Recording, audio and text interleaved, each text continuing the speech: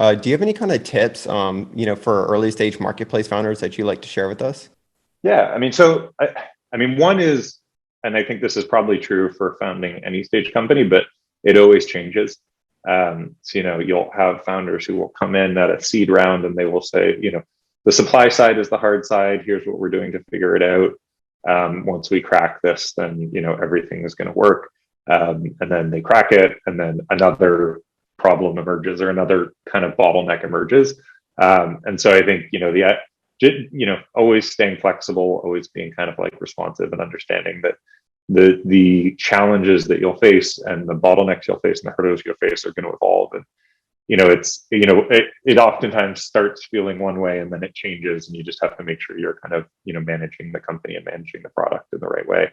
We always see people, they start with, we have either supply side or demand side is hard. And then, at a certain point, things start to work and the flywheel takes effect, and then trust and safety comes in. And then they're like, oh, well, we never even thought about trust and safety. And then all of a sudden, trust and safety becomes this big challenge that needs to be addressed.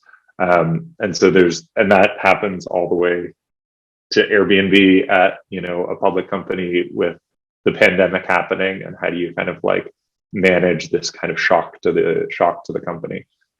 So I think, point one is probably just that it's always going to change, and you kind of have to embrace that. It's never like you figure it out and then it just goes on autopilot.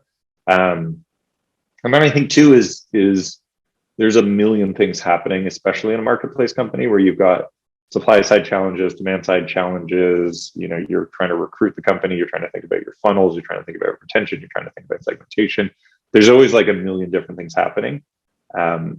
And I think you kind of think about those things as they help you kind of like discover what your core challenge is, and they help you solve what your core challenge is. But the more you can be really, really specific and clear on kind of what your core challenge is at that moment, the easier it makes it. Because there is the risk that you get distracted by a million different things going on. But the more specific you can be, the more precise you can be, the more you can make sure everybody on your team is aligned against that stuff.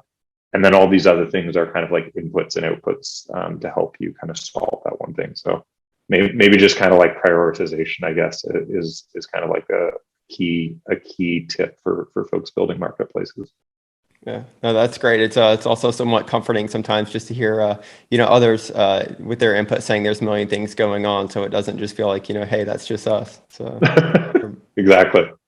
I mean, and once you start to really kind of boil it down, you realize that a lot of it is a lot of it doesn't really matter. The dimensionality as a founder and understanding dimensionality is super important. So and listen, I was a founder, so like I understand that this is really, really hard to do, but understanding kind of like what's 10 out of 10, what's 7 out of 10, what's 5 out of 10, what's 3 out of 10. And then really probably just focusing on the 10 out of 10 things, because you can't do everything.